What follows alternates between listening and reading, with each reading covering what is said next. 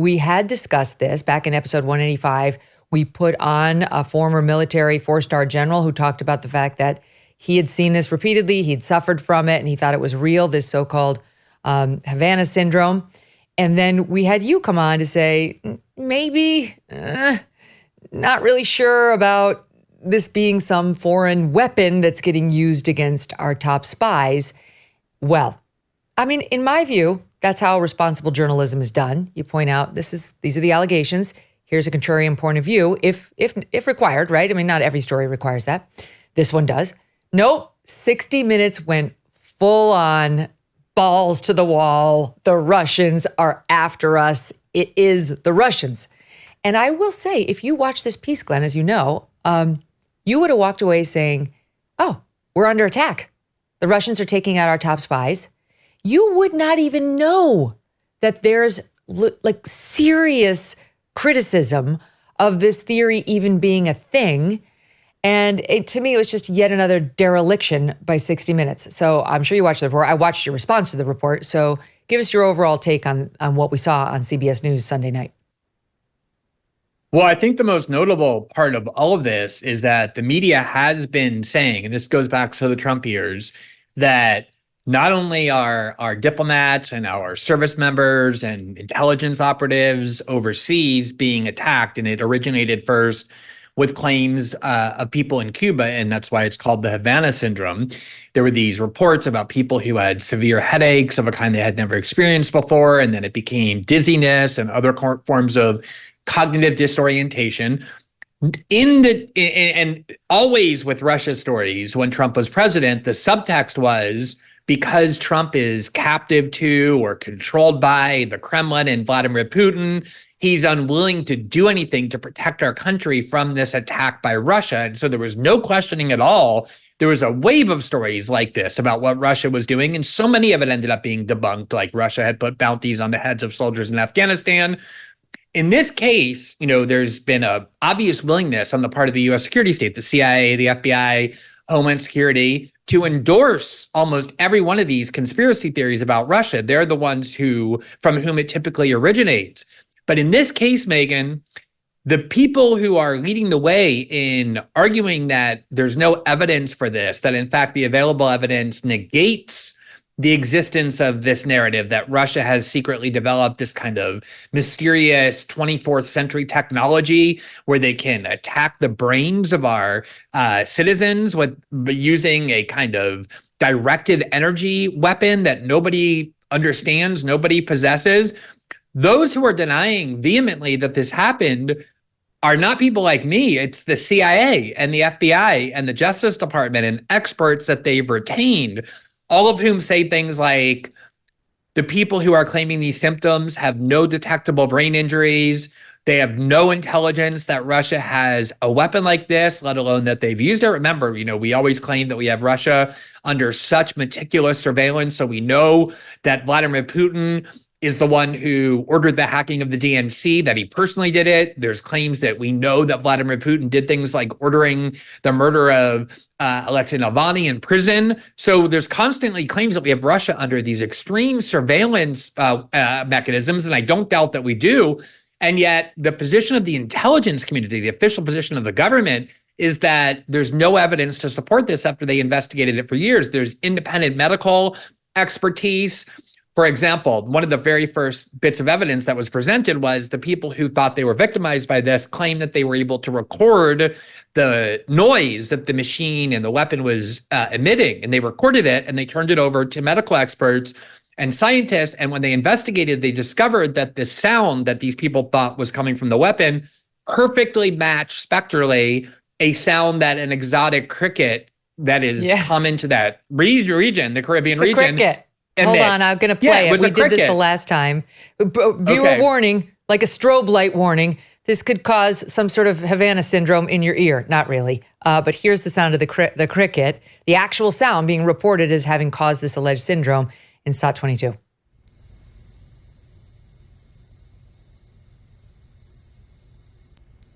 Okay. It's annoying, but it's not a weapon. Unpleasant. It's a cricket. It's a female cricket sending out the signal she wants to get it on. Right. And so we know that the media has this obsession with Russia, and I think it's important to think about why that is. There's obviously a strong desire that most Democrats support, a lot of Republicans support, sending billions and billions more over to Ukraine. In order to get the American people on board with that, you need to convince them that Russia poses a threat to the United States. Otherwise, why is that our war in Ukraine? But there's also a narrative that the United States and our America and our democracy is under attack by Russia, and that's the reason they need more control over social media and the internet to protect us from things like Russian disinformation. So there's a lot of important policies and a lot of power that depends on fear-mongering about Russia. And so I don't mind that 60 Minutes gave a platform to employees of the government who insist that they have these symptoms, or even people who think Russia did it. The problem is that there's a mountain of evidence, starting with the US government itself, that ordinarily does not reject conspiracy theories about Russia. And I could spend the rest of your show going through the evidence, negating it. They can't even find anything. They did MRIs and brain scans of the people who are claiming these symptoms. They have no ability to detect any kind of brain injury. So what a lot of scientists have concluded is these people aren't lying. Like, they do feel these symptoms. They do feel headaches. They do feel disorientation. But a lot of times we have the ability as human beings to create symptoms, psychosomatically. This happens all the time. If you go to an ER and you think that you're not being attended to right away, the anxiety of that convinces you that now you have other symptoms. And it's not like you're lying. You really do have those symptoms. But, you have elevated blood pressure, but because your brain has created them. And this social contagion can happen where if you're a State Department employee or an employee of an intelligence agency, and you constantly hear about this dangerous advanced Russian weapon injuring people's brains, there's a social contagion that happens where you think, oh, maybe I have this symptom. And then you talk yourself into it. And all the evidence suggests that that's what's happened here. Well, and there's another syndrome that apparently many people suffer from in America and elsewhere that can be easily explained, that has nothing to do with spies, where this can happen. It's sort of like a tripwire goes off in your brain and you start to have a lot of these same symptoms. So some experts have said, why are we immediately attributing this set of symptoms to spies using some supersonic weapon in our ears where they can target through a window, as opposed to this other syndrome that a lot of neurologists see and treat all the time? Yeah, I mean, there's some, first of all, if Russia has developed this very potent secret weapon that can cause people more or less overnight to become cognitively disabled and to suffer from extreme, neurological problems and other kinds of physiological disabilities, why are they not using it on the battlefield in Ukraine? Why aren't Ukrainian generals and like President Zelensky complaining about this? Why didn't they use it against Navalny? Why didn't they use it against Navalny and other Russian dissidents whom they've attacked in all kinds of other ways? This would be a much more indetectable and effective way of attacking their enemies, and yet they are only using it against American diplomats. And there's no real motive why these people were targeted. But I do want to stress that, I know one of the things we covered in our show is, I don't know if you've had this before, a lot of journalists I know have, and I certainly have. There's this community of people inside the United States who strongly believe that they are being targeted with microwave weapons. And there's a whole list of symptoms that they are all convinced they have. And if you interview them individually, they'll all tell you they have the same symptoms. And yet most people treat them as like crazy conspiracy theorists. They believe they're being targeted and gang stalked by the government or their bosses or corporations. And most people treat them as crazy conspiracy theorists. The thing is, they're not lying. They do have these symptoms, but they have these symptoms because they've been convinced by discourse that these things are real. And as you say, this is a common set of symptoms that neurologists treat, that psychiatrists treat. We have social contagion all the time. We're social animals. This is one of the things that happens with gender ideology. Like, why suddenly overnight did huge numbers of young girls start identifying as male, whereas before they didn't? It's because you see other people doing it, and as social animals, we're prone to copy that. The question I have is, as you asked, why would we suddenly blame it on Russia? And secondly, why, when examining these reports, as 60 Minutes did, did they essentially include no dissent, no examination Yep. of the huge evidentiary holes. That's what turns it from a reasonable journalistic examination into an obvious propaganda piece. Yes, that's exactly right, Glenn. I'm looking at this and I'm like, oh, wow, this is a dramatic car chase, which we'll show the audience in a second. This is, they got this woman on camera. Okay, great. I can't wait until these people get tested with the other side of the story, as you've been outlaying. Nope, didn't happen. If you were a 60 Minutes CBS News viewer, you have no idea there is another side. And when the truth comes out at some point, as it probably will, if it's not as 60 Minutes posited, they're going to be journalistically humiliated again. Again, it's not the newsman's obligation to have every story perfectly right when the story is not yet fully known. It's his obligation to bring the full facts as we know them as of today to the audience. And where there's a serious dispute in the evidence, to flag that for the audience so the audience knows this is evidence we have on one side, but here's the other side. So here is, first of all, okay, I'm sorry, with all due respect to this woman, and I appreciate her working for the FBI, there are a couple of red flags in this piece to me. The ridiculous, quote, disguise that they put on the one female FBI agent, Carrie, I joked online, they got their disguise tips from Clark Kent. It was like, well, I can see everything about this woman, but I guess I'm supposed to think she's in disguise. Here she is describing the alleged attack against her, SOT 16.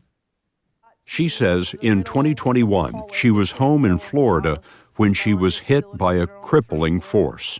And bam, inside my right ear, it was like a dentist drilling on steroids. Immediately felt pressure, and pressure and pain started coursing from inside my right ear, down my jaw, down my neck, and into my chest. And I remember complaining to my colleagues for months after that. I felt like I had early Alzheimer's. Okay, so that's my one red flag.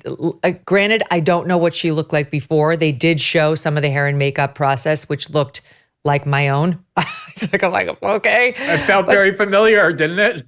Right? It wasn't like, bring in the prosthetics team. Okay, so that's fine. They put a wig on her probably, but yeah. Yeah, she had on a blonde wig. Okay. Okay.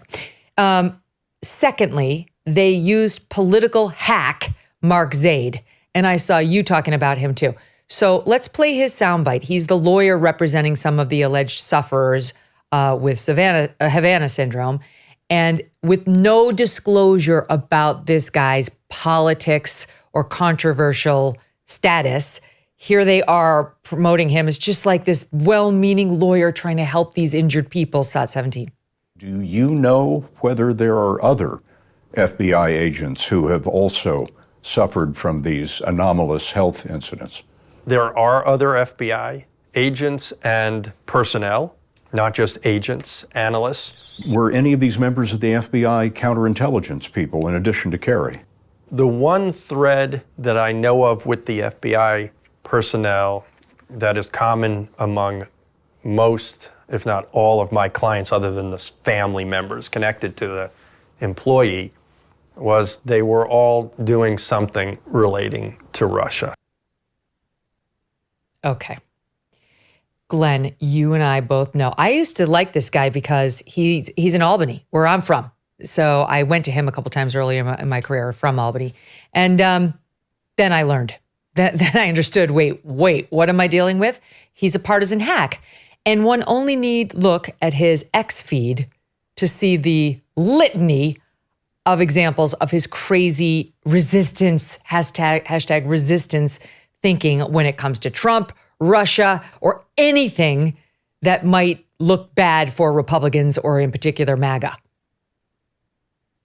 Yeah, exactly. So first of all, that was a huge red flag for me as well. And the fact that there's no disclosure of this, of the fact that he has such strident politics that would motivate him to affirm these claims, is exactly the way in which the media in its more subtle forms can so aggressively manipulate the news. So who you pick as an expert and how you choose to present them goes a very long way in how the story is shaped.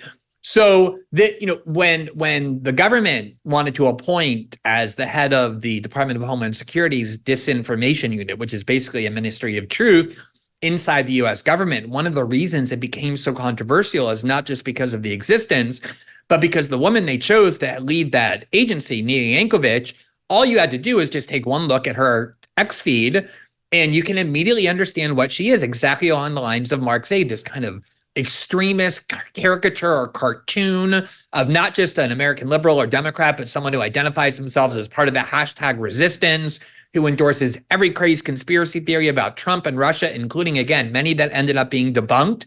And I think the point you made about the media is the key one here, at least from me, which is Americans don't expect journalists to get everything correct or everything perfect. Americans don't hold against journalists the fact that sometimes the story in the beginning is incomplete. Sometimes journalists get misled. Sometimes facts are wrong. That's always been true, even when Americans had a lot of faith in media. The difference is between making a good faith effort to get a story right and occasionally having mistakes that you then promptly correct versus constantly making, quote, errors in the service of the same ideological agenda. There are common sense reasons gold is pushing to all-time highs right now. The cost of goods continues to rise, for one. The national debt continues to skyrocket, too, now above $34 trillion. It's hard to even fathom, causing many to worry when this house of cards is going to come crashing down. And then there's our presidential election, and this year, that's going to have massive implications on the future of this country. All of this can add up to instability and uncertainty, and that is why many Americans are turning to Birch Gold Group. Have you diversified your savings yet? One option you could consider is to secure a portion of your savings with gold from Birch Gold. Text MK to 989898 and get your free info kit. You'll learn how to convert an existing IRA or 401k into a tax-sheltered IRA in gold without costing you anything. Birch Gold has an A+ rating with the Better Business Bureau and thousands of happy customers. Text MK to 989898 to claim your free info kit and learn how you might protect your savings from uncertainty today. Hey, thanks so much for watching. If you like what you just saw, hit the subscribe button for more clips and full episodes.